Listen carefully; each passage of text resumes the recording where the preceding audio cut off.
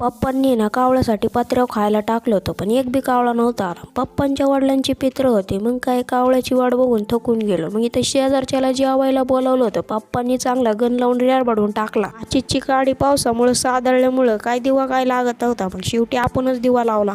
पप्पाला आणि चुलत भावाला इथं लगेच जेवायला वाढून घेतलं आईनी. मी पण इकडे लगेच चहा पोळी खायला घेतली. आपल्याला चहा पोळी मला एवढी आवडते ना, विचारूच नका. एका टायमिंगला ना 2-2, 3-3 चहा पोळ्या खाऊ शकतो. घरातल्या सगळ्या गोष्टी मार्गी लावून मी निघालो होतो कामाला.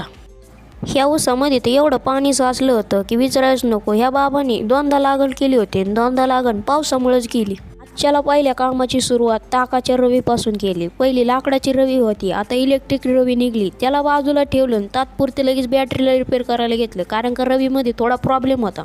माझं कसं आहे, एखादी गोष्ट रिपेअर झाली ना मला इतका आनंद होतो ना, कारण का आपण त्या वस्तूसाठी कितीतरी वेळ दिलेला असतो. मग ही बॅटरी माझ्याकडून सक्सेस झाली होती.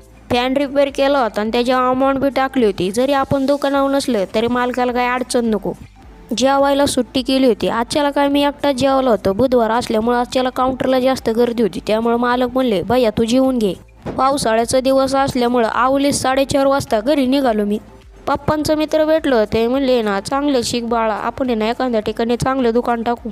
घरी आल्या ना हातपाय तोंड धुतलं. कसं आहे, दिवसभराचा आळस निघून जातो. स्पेशल दुधाची कॉफी बनवायला ठेवली होती. जोपर्यंत कॉफी संपत नाही तोपर्यंत सुट्टी नाही. मी पप्पा निघालो तर वावरात पीक पाणी लावायला. पीक पाणीची सगळी प्रोसेस झाली होती. सबमिट केलं तरी माहिती येत नव्हती. नशीब गांडू.